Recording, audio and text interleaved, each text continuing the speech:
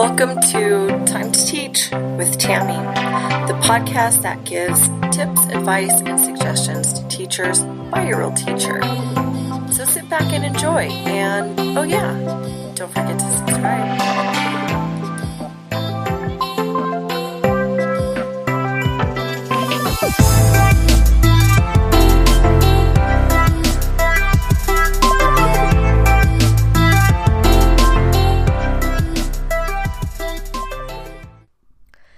And we are back. Welcome. Today is part 2 of setting up a positive classroom climate, a guide. So of course this is within series 4, which is positive classroom climate. I thought it was very essential to really get into the meat of what classroom climate is and really focusing on how to create a positive classroom climate. And then the other episodes within the series are going to be really kind of zooming in on different aspects of the pieces that go into positive classroom climate. So before we really get into today's episode, I just want to say that this is now my third time testing out yet another microphone. So can you hear a difference? I hope you can. When I'm hearing the playback, I'm feeling very excited by the audio. So I'm thinking maybe I have finally found the microphone. This has all been trial and error for me. I have no experience in, I'm not an audio engineer. I don't have experience in radio. My podcasting for me has really been my experience with all of this. So I'm testing things, I'm figuring it out, I'm stumbling big time, and yeah, that's how I'm learning about this process. But before I got into podcasting, I kind of learned whatever I learned by just listening to podcasts and letting that be my example of what a good podcast would be. And then when I finally got ready to do this and I decided I'm going to do it, I spent a weekend just listening to podcasts about podcasting, and I almost didn't go for it because, I heard all these podcasters talk about all their equipment and use all this terminology that I had no idea if they were even still speaking English at that point. And it scared me a little bit, but then I thought, you know what, I'm just going to do a laptop and microphone. I'm going to go for it, and that's what I've done. I'm still on a laptop and a microphone. The only thing that has changed is the microphone. I keep upgrading. I haven't purchased another microphone, nor have I stolen any. I have borrowed.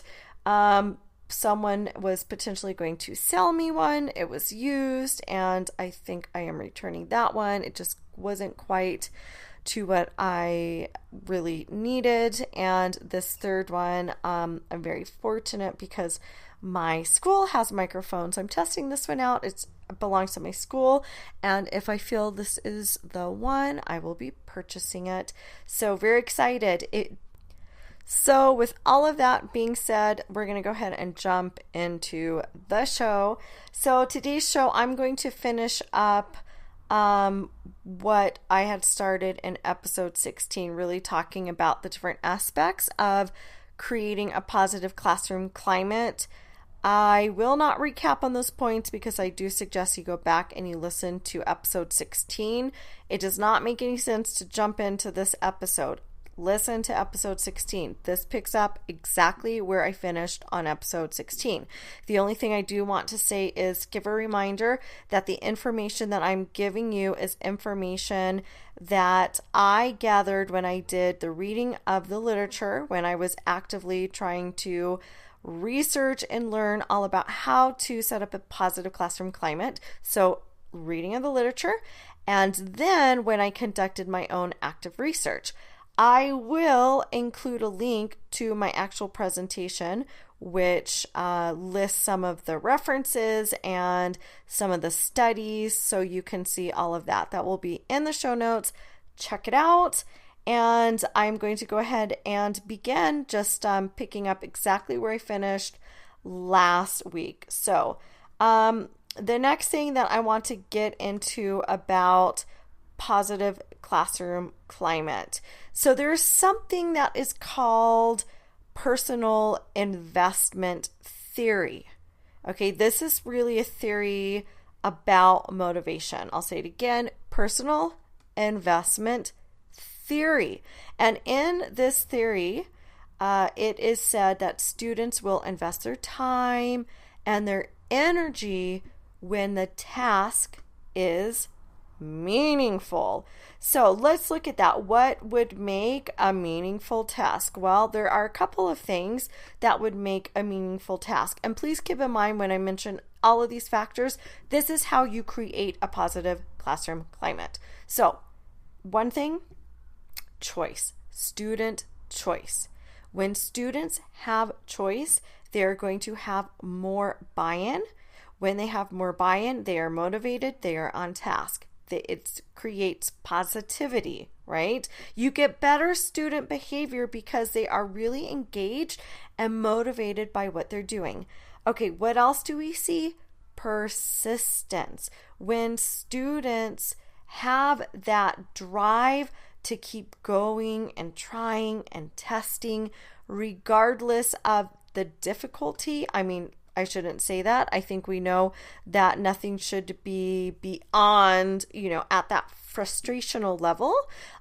So if there's a challenge to it, but students are of the mindset that it's okay if I make a mistake, I will continue, then we're setting them up for motivation. Okay, a few other factors included in this is basically continuing to grow and work on their own personal growth. So that would mean, maybe we have class goals, but they also would have personal growth. So our personal goals, not really tied into a grade. It's not like I'm doing this for a grade, but okay, my personal growth is that I'm seeing that, I was at this level as a reader and now I grew another level, or before I couldn't do whatever and now I can. This is personal growth. It's not tied to a grade necessarily, but it's me achieving even if it's a little piece at a time, it's me achieving. So this is going to tie into me feeling motivated. And then life enhancement. And by that, I mean, if it's relevant to the student, then it helps to create that sense of this is meaningful. It's relevant. I see how this applies to my life. There's relevancy. It makes sense. It makes sense in what I'm doing. So I continue to this helps me to continuously be motivated, feel motivated, want to succeed more, and also the activity level. So how engaged are students in these activities? So students must really experience some kind of payoff, in other words. What do I mean by payoff? I mean that they're achieving something, right? They see that they have made growth somehow. They feel like they've achieved it. They have also felt personally, I am doing better today. I know a little more than I did yesterday, or today I can do a little more than I could do yesterday. They see it, they feel it, they are aware of it. So all of these things are going to contribute to a student being motivated because they're actually seeing all the ways that their learning is making a difference in their lives. Now, motivational levels, they are not static. They are not static whatsoever. And I think we can see this too. We can see in students who, the student used to do well and now something is happening. I remember I've had cases like that and, later turned out that there were things happening and then I can get to, there's something stemming. In this case, it happened to be from the house. We were able to get to the bottom of it, but motivational levels are not static. They can change. So how can motivational levels change? Well, it really depends on the climate of the classroom, the climate of the school. It depends on the way that a classroom is managed.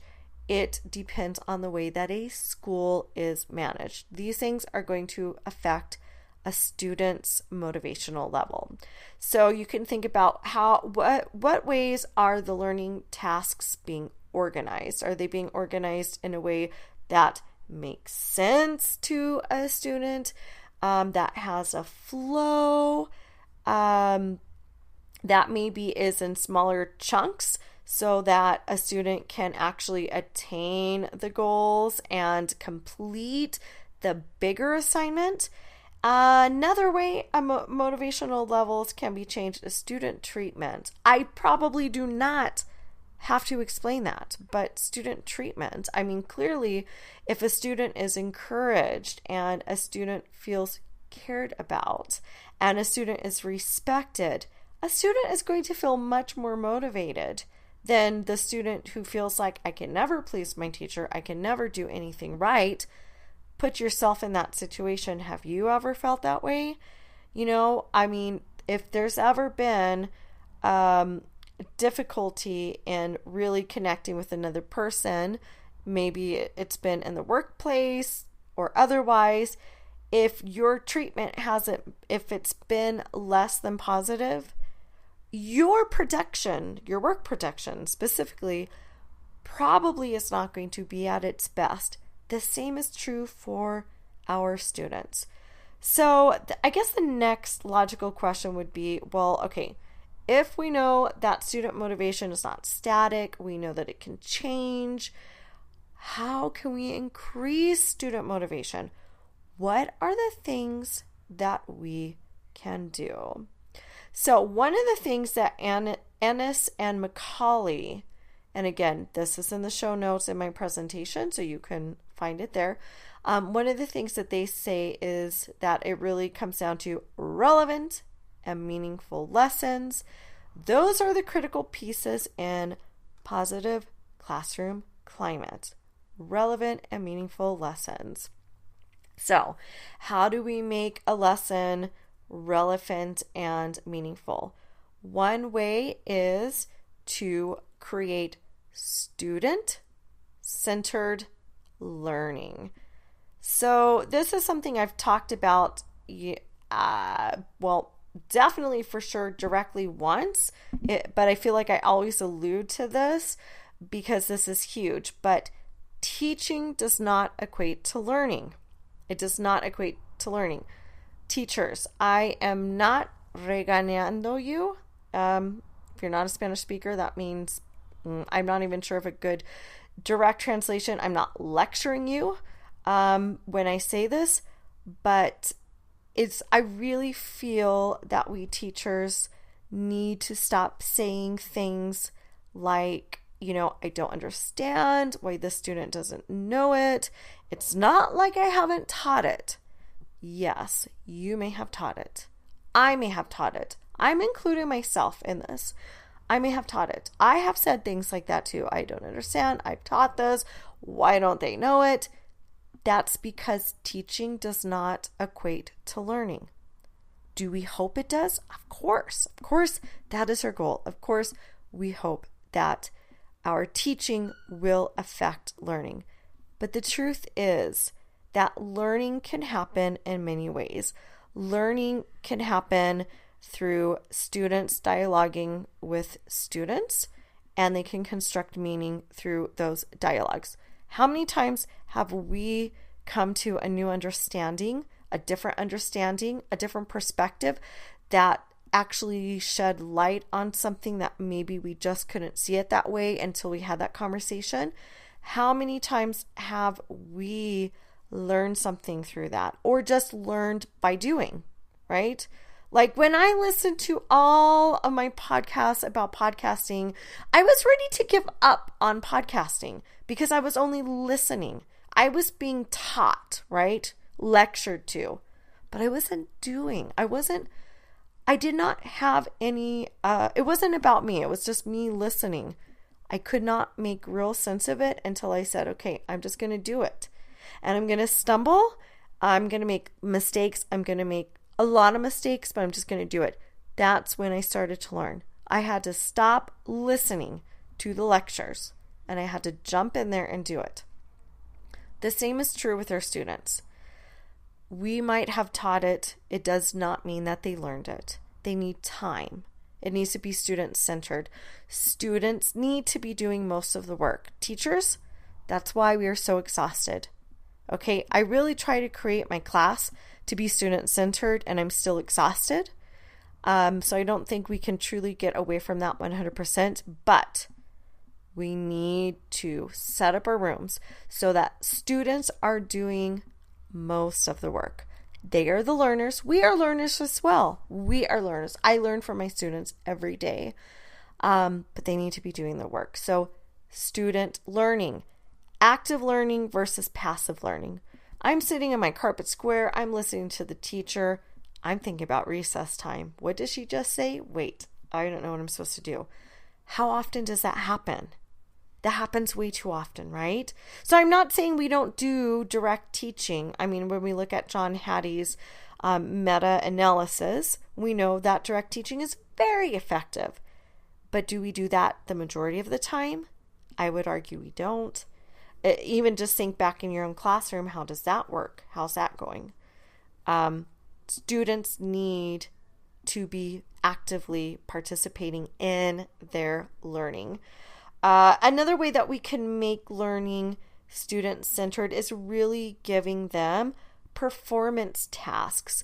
And if we think about those tasks that they're really involved and maybe they're super excited or they're creating things, one of the things that our students do every year, we have a garden unit. They actually participate in planting the garden, taking care of the garden. I'd like to say harvesting the garden, but rarely is anything ready by the end of the school year. So, the few things that might be ready, we participate in that. They participate in that. But they remember those units. I mean, I have students who come back years later and they ask about the garden. Why? Because emotions are tied to memories. So when we have emotional experiences, especially in terms of learning, those things are remembered. And students really have the big takeaways. That is how the brain learns. So we want to tie in emotions, good emotions. We want to make this a good experience.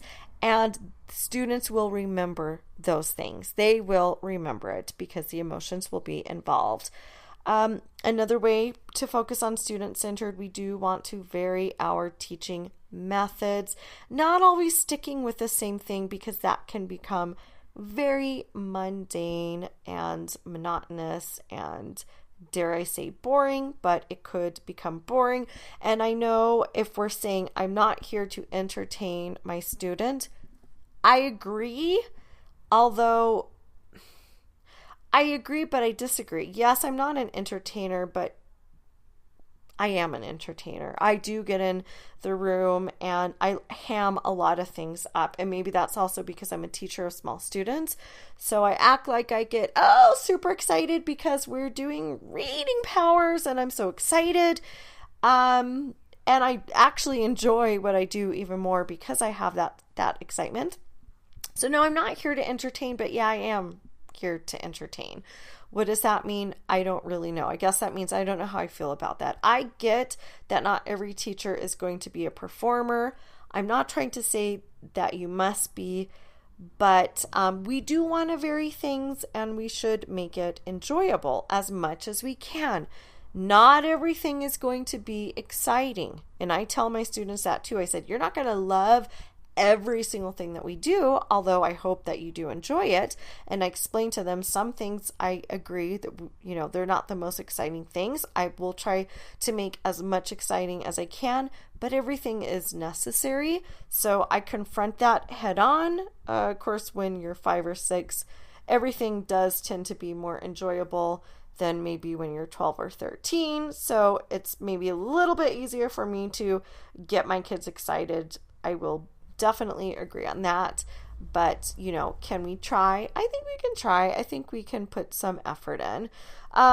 Okay, what else can we do? We can really get to know our students. And I've said this again many, many times, but it comes down to relationships. That's number one. Build a relationship with your students.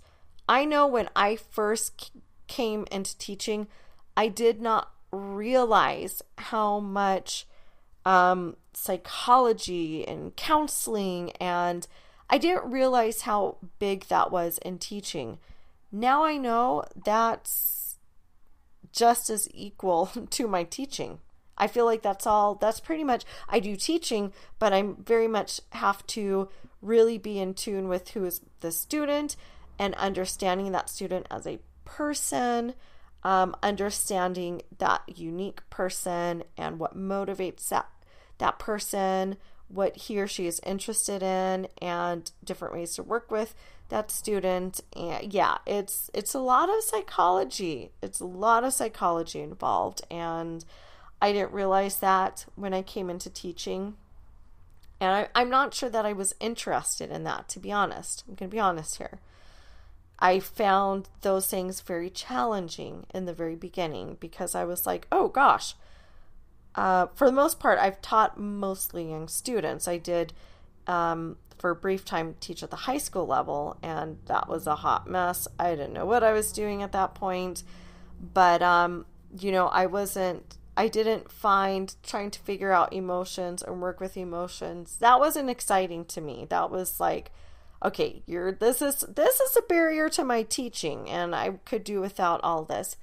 Now I equally adore this. I see that, okay, now that I've been doing this for a while and I really love that part of it, I feel like that could be a passion. If there was ever one day that I don't teach, which I can't foresee that happening because I love teaching, but I would definitely be very interested in being involved in some way where I can connect with people, and because I really have come to love that part of it. So now I don't see it as, gosh, this is really a big barrier to my teaching. I see this as, oh, this is an exciting challenge. I'm going to really get to try to know the student who is different than maybe another challenge that I've had. I'm going to have to find a new way to make connections, and it's exciting, and I enjoy that. I did not in the beginning, but I have since realized that that's a huge part. So know your students, build relationships, and really try to enjoy the uniqueness of each student, because they are unique. They are so unique, and they have something to offer. And then lastly, I already kind of touched on this, but when we're thinking about student-centered, minimal direct instruction. Do not get rid of your direct instruction. Obviously, we see that again in John Hattie's work. That's one of the very most effective ways to cause learning, but that doesn't mean that we're standing up and giving direct instruction the whole day. But yes, do we have to directly and explicitly teach things? Absolutely. Absolutely we do. Do we do it all day long? Please don't. That will not affect learning. Students need to be doing the majority of work. Okay, so continuing on with the presentation. So I really want to look just a little bit at some research about, how our brain actually holds on to information. This comes out of a book called How the Brain Learns by David Sousa, and looking at retention rate after 24 hours. So let's look at the retention rate. What we retain after 24 hours of quote unquote learning it. Okay. We remember 5% of a lecture. 10% of something we read, 20% of something that was in audio visual form. We will learn or remember 30% of a demonstration, 50% of something that was discussed in a group, 75% we will remember from practicing and doing it ourselves, and 90% when we either teach others or we immediately use that learning. So I thought this was really important to include, because when we are thinking about motivating our students and really affecting learning, we have to use best practices that are going to help students actually retain information. Okay, let's look a little bit at collaboration and student voice, because this also is huge when we're talking about setting up our positive classroom climate. This is just critical. First of all, we want to have decisions that are made together. So giving students a voice, letting them participate and take part in the decisions that are being made. So there should actually be a shared power. When we have a shared power with students, it invites even the disengaged, or what I would say would otherwise be disengaged and disruptive students. Okay, when we have classrooms that are set up as a hierarchy, these are the kinds of classrooms that produce resentment and lack of participation. So we want to aim to open up students, make them part of the decision-making process, get them on board, listen to them. They will respect that kind of a classroom and they will want to be part of it. And ultimately, that means that they're going to be better behaved and they're going to make better choices. And then also, we want to have student-to-student collaboration. So we want not only to listen to our students and work with our students, but we really want students working together. So how can we implement some of this collaboration with students and student-to-student collaboration? Well, we can decide on rules together that will, if they can actually specifically come up with some of the things that they expect, they're going to buy in more to that because they actually had a say. We can even help students with some of the direct instruction. A lot of times I'll explain something that we're going to do or something that I'm expecting students to do, and then I will have maybe a partnership demonstrate it, or I'll have a student demonstrate it with me, so I get them involved with the actual teaching. Or I'll have, especially I do this in like reading or writing, if I want them to be quote unquote writing with me, I'll say put up your magical pencils. Again, these are younger kids, and write with me or show me how to do whatever. So it kind of gets them involved. And then of course, if there's projects, give students some kind of choice so they get to choose the way they're going to do their project. And of course, collaborate through technology. I mean, I feel like that's so much easier nowadays with Google Drive and all the things that are out there that allows you to do student-to-student collaboration, teacher-student collaboration. There's so many ways where everyone can participate and take part of. And student-taught lessons would be another way to get student collaboration. Students can teach other students. Again, you can do like a fishbowl. You can do a partnership to demonstrate something. You can have students go around to groups and teach something that they just learned or whatever the case is, but actually getting them involved in the process. They enjoy this and it's going to affect student learning. So the next thing that I want to look at is really the sense of a school belonging. And again, this is in the show notes, but one definition of sense of school belonging is a student's felt experience of acceptance, respect, and inclusion by adults and peers within the school's social environment. So now this is really taking into account of the entire school. And there are quite a few different factors really that go into school belonging. So there's a sense of a student's achievement, academic achievement. And of course, different classroom factors are going to affect the way the student thinks about his or her achievement.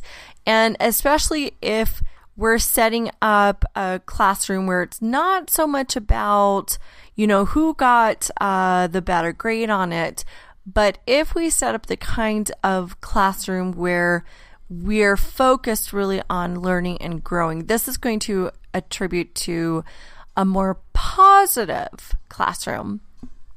Now, one thing when we look at the school belonging, so that's part of what goes on in the classroom affects the whole sense of school belonging. But then there are other things at the entire school level, which is what kind of norms are being set at the school level. What kind of, do we have, what kind of expectations in terms of bullying? And obviously there's no school that promotes bullying, but what is happening? How is the school really going about dealing with bullying? Is there an active program? Is it being discussed? Is there a system in place to really help students and educate them about bullying? And I know at our school we talk a lot about being upstanders, and that's basically saying not to be a bystander, because sometimes it's very easy to be a bystander. You're there, you watch something happen, but what can you do as a bystander? So we promote the idea of, instead of being a bystander, let's try to be an upstander. So there's something you can do. Can you talk to the person who's being bullied, somehow help him or her through what's happening? Can you distract the bully as long as you're safe? Different things like that. And just the idea of really promoting mutual respect with students and just creating that environment that lets the student know that he or she really feels like, okay, this is a place where I belong. And of course, having really high expectations in the classroom and out of the classroom. These high expectations in terms of how students go about their activities, how they think about their activities, and keeping them engaged. And then any school-wide activities, and especially this month as I'm recording it, September, we will be having our International Family Day that happens. And I feel like we really have several activities that bring the school together. Like I said, the International Family Day, though that I think is more at our elementary level, but still it's bringing the whole section together. We have an art fest in November. We have our posada in December, and quite a few different events that really is bringing the school together.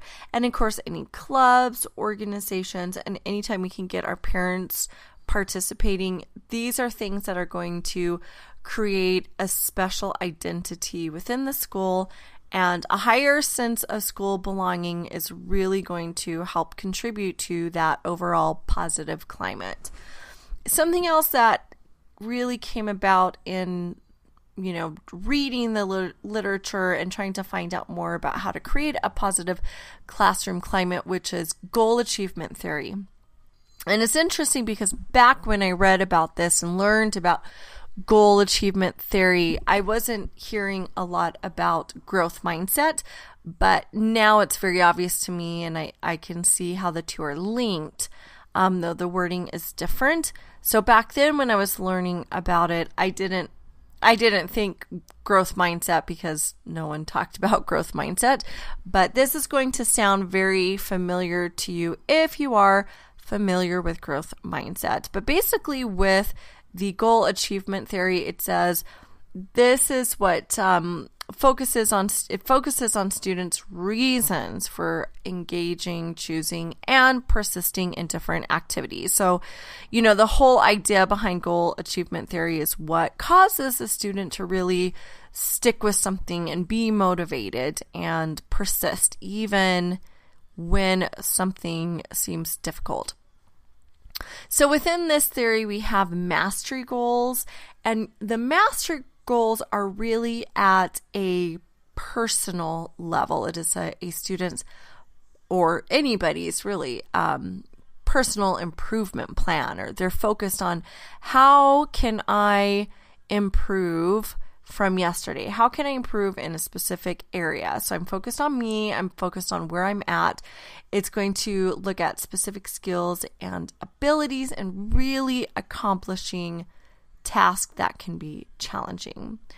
We can also look at performance goals, which are a little bit different because when we look at performance, a lot of times this tends to take on negative connotations because it's really kind of displaying ability between students and really kind of comparing their abilities. So I think if we look at, I would say grades can come into this, like, oh, I got a 95% on this, you got an 80%. It's really the level of performance on a specific task. And achievement is really determined by performing better than perhaps somebody else. So performance approach goals. They are desirable outcomes that are going to display intelligence. Oh, look how smart I am. I achieved this, so I'm very smart. And what we see with that is performance avoidance goals. So it's avoiding undesirable outcomes that might display a lack of intelligence, put in the words of Carol Dweck in her work. So she's really where, when we talk about growth mindset and a fixed mindset, she, including her team, have really done extensive work on this.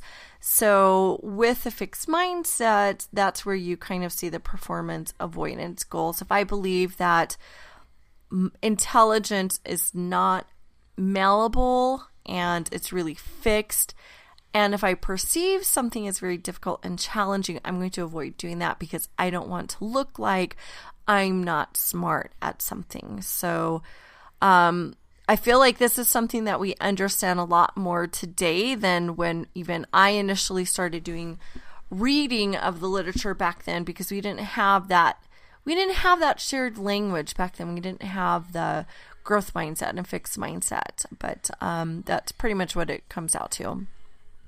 Now, if we look at goal achievement, this would be more like the growth mindset.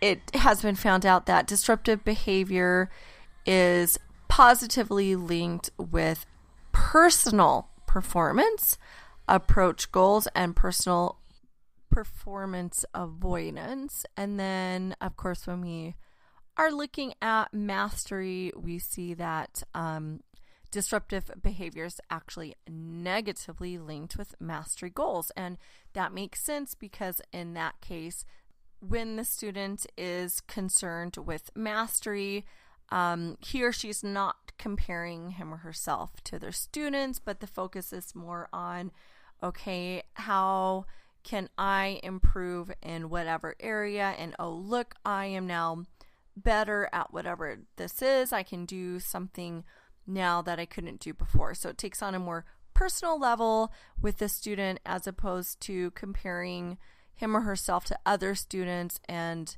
of course, whenever that happens, there can be a sense of inadequacy, which is, really where the problem can become. It can feel so overwhelming for the student where when mastery goals are involved, It's all about the individual student. So that is a way to help create a positive classroom climate, is by really working on establishing a growth mindset. So how can we do this in the classroom? How can we help our students really work on mastery for him or herself as opposed to performing a certain way? We can do that by helping students to establish individual goals. So what would make sense for that student, and what would be an appropriate next step, and really discussing that with your student and letting your students choose their own individual goals as well. And if you're not used to doing that, that task can seem very daunting. What I do is I have a binder, and I keep all of my reading and writing workshop notes and individual goals there. So I have a page for each student, and if I need more room, I just add another page. But that's the only way I can keep track. Obviously, if you're going to have individual goals, you will need a system. The binder works well for me, but every teacher is different. You would just need to find a way to do that. And so we just want to really look at praising the student's effort and work that he or she is putting into it, and celebrating those accomplishments, because it is important to celebrate and help students see how much they have achieved. Sometimes they need that pointed out to them because they really don't. They won't initially just see how they've grown, especially since some of this can be a slow process. They might forget that, I couldn't do this before and now I can. So we can be very implemental in helping them celebrate those accomplishments.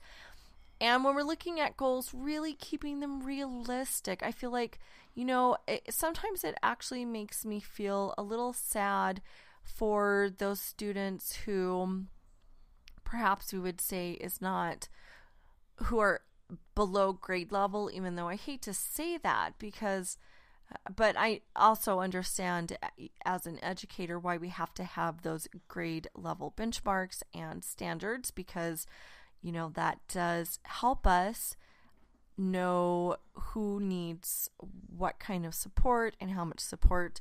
So we need to know that a student who is at a certain point, that is important to know, because that's how we decide our next step and the next goal.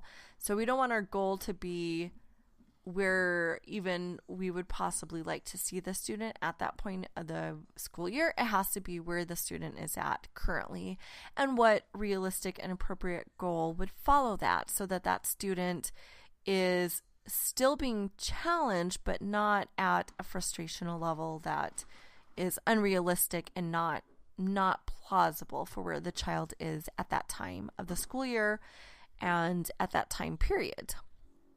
We also need to really look at our assessments and really look at formative assessments and assessing to inform. So giving students ongoing feedback, not just once in a while, not just after a test, not at the end of a unit, but it's ongoing, and it lets students know what can be adjusted right now, what they're doing that really works right now, and what steps they can take to improve, and also using that information for us as educators to plan instruction for what would be appropriate for their next steps. So because everyone's next steps are going to be different in terms of what they need to be working on as students and what kind of instruction we should be providing, you're going to have to probably have some small groups going on, and one-on-one and small groups. So again, this can feel daunting if we're not used to it, but we really have to have a solid classroom management system going on. So I do this by really teaching my students how to be independent workers, how they can decide. I tell my students, since they are young learners, I say you're the boss of you. You get to decide what you want to do with your work now. Do you want to add more details? Do you want to add more color to the picture. What we brainstorm different ways to make their pieces better when we're talking specifically about writing. So I set up a system so that students know how to work on their own, because I'm going to be working with students one-on-one, and I'm going to be working with students in small groups. That the implication there is that other students need to know how to work on their own if it's time that I am not working with them. So yeah, doing lots of conferencing, or conferring, and also small groups. And that also is not just for students who might need a little more support to get where they should be on grade level, or where we would expect them to be, but also looking at that for students who might need enrichment. So that's how we would achieve that. Okay, so basically a lot of what I have gone into is my own reading of the literature, but I'm really going to finish this off with some of my own research when I did active research. So anyone has gone through their master's as an educator and otherwise knows that active research is one of the best ways to collect data. In fact, I like to think of myself as an active researcher in my own classroom now, because I'm always trying to look at what's happening in my classroom. What kind of evidence do I get out of my own classroom and the groups I've worked with that helps me to make changes as an educator? But so what did I do? I observed 4th grade and 5th grade classrooms. And I used a special system for collecting data. It was called Sign System for observing the dimensions of classroom warmth and control. I don't know if I still have access to that instrument. If I can find it, I will link it. But I do believe a professor from my university at the time helped me get a hold of this instrument. So if I can find it, I will link it. Otherwise, I don't know if I can find it. Hopefully, I will. And basically, it's just measuring the different levels of warmth and inside the classroom. So warmth looked at teacher-student interaction. It looked at how encouraging they were and the incorporation of student ideas into what was happening in the classroom, and the different response to student needs. And I saw that there was high warmth 59% of the time and really low warmth 3% of the time. I also looked at the control. So this was the level of control that the teacher had over students. Did the teacher accept different viewpoints? Was there student choice on projects? Was information available to students, and the level of student participation? And here I found in the classrooms that there was high control 15% of the time and low control 23% of the time. So I'll go a little bit more into what I observed in my own active research. So there were definitely some common themes that came out of my active research when I looked at these 2 different classrooms. And what I saw was that there was direct instruction, but it was very minimal. It was minimal direct instruction. Another very common theme in my research was there were a lot of I messages. So teacher and students seemed really good at expressing, what they expected, how they felt. I feel so and so. And it's interesting because this is now something at my school level that we really teach our students how to do I messages. But it's interesting to me when I look back at my own research from, 10 years ago, that these were the things that came out of a positive classroom climate. And I'm proud of my school because we're doing so many of the things that have been shown effective at creating a positive classroom climate. So yeah, using iMessages and really communicating in a positive way, and collaboration was another huge theme. There was teacher to student collaboration, student to student collaboration, and one interesting aspect was there was a calmness. So I had observed that in these classes, there was not an intensity in terms of, if the teacher was upset, he or she expressed himself in a very calm manner. So that was an interesting and maybe not so much surprising, I guess, aspect, but I guess not something that I necessarily expected to find, but did find that the calmness seemed to really contribute to the positivity of the classroom climate. So yeah, that's pretty much it. That was a lot to get through, but we have gotten through it. It took 2 episodes. And yeah, I thought it was very critical in this series that since we're talking about creating a positive classroom climate, that we really get into the nitty-gritty of what factors are involved. Of course, the other episodes within this series is going to do the same thing, but it's going to be looking at, possibly a few key factors at a time, discussing different ways that teachers can achieve this and are achieving it in their own classroom. I really believe that if we're going to affect student learning, it's really important that we create that climate that is going to make it possible to do so. And before we conclude, I just want to say I am so happy because I'm in week 6, and today I finally got to sit down and do a student interview. So yes, it actually takes that long with my pre-first students because it's just the language barrier and the transition from early childhood into the elementary section.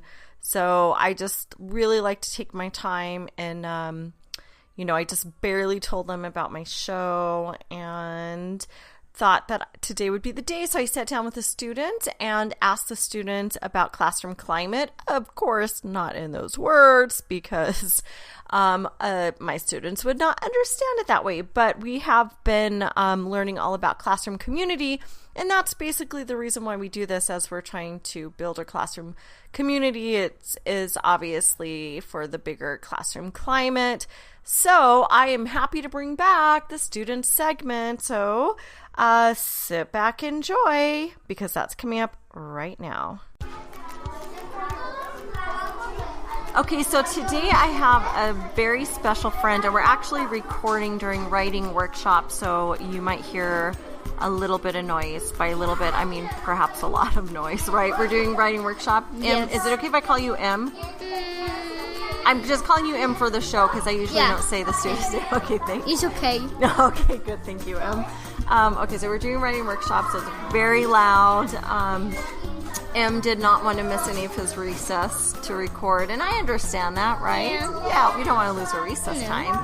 So anyway, M, on my show, I've been talking a lot about classroom climate, which is kind of like the feeling inside the classroom and how to help students and all of us feel like a community and how to work together and feel comfortable. What have you learned about communities? Because we've been talking a lot about communities. What is a community? The doctors and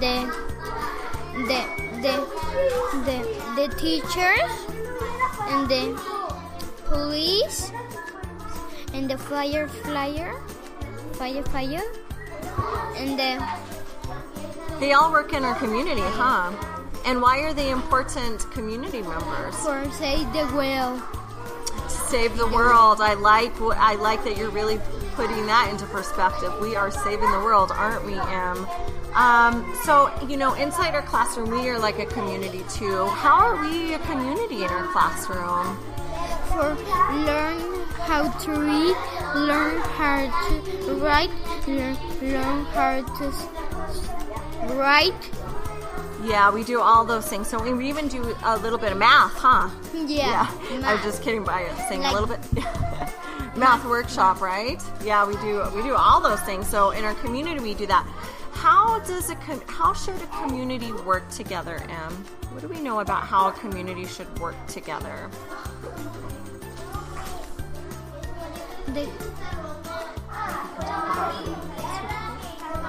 How to be nice with the children and no fight. Oh, okay. So how can you be kind to someone in your community? For children, respect. Yeah, and we have spent a lot of time trying to build our classroom community to be respectful, right? What is a way that you could show being kind and respectful to someone?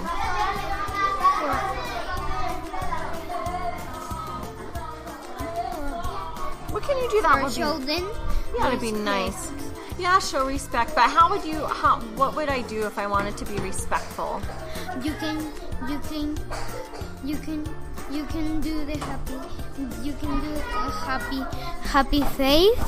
Oh yeah, like you can smile at someone. Oh, I like that. Yeah, smiling at someone can make someone feel good in your community, right? Yeah. Was there anything that I did or that Miss Dana did to make our community feel like a good community? For helping the children. We do help the children, don't we? And maybe you can talk a little bit about, you guys, this is your first year in elementary, right? How did you feel making the change from early childhood to elementary? How did you feel? Good. Good. You felt good. Yeah. Okay.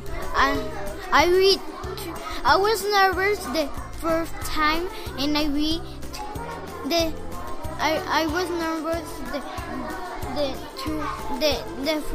the first day of elementary, and I read 3 times, and I feel better. Oh, great. Okay, so you were nervous, but then you read 3 times, and that helped you to Yeah. feel better. Oh, you already found some ways to help with some of that anxiety, didn't you? So you were a little bit nervous, and then you came here, and Miss Tammy wasn't as scary as she might have first seemed. No. I'm not that scary. No. I was in a holy trial. I was going with you, no?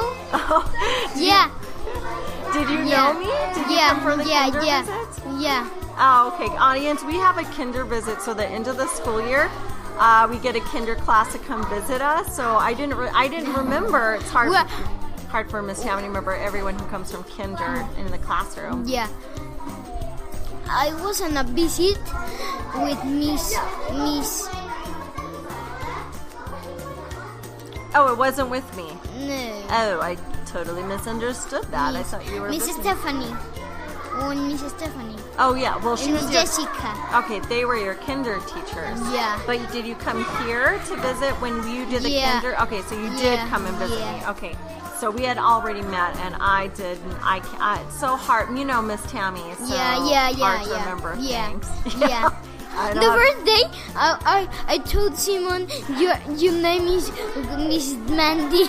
Miss Mandy. Mandy. Oh my goodness, I get all kinds of names from you because Yeah. sometimes you call me Miss Stephanie, but now you know I'm actually Miss Tammy, yeah. right?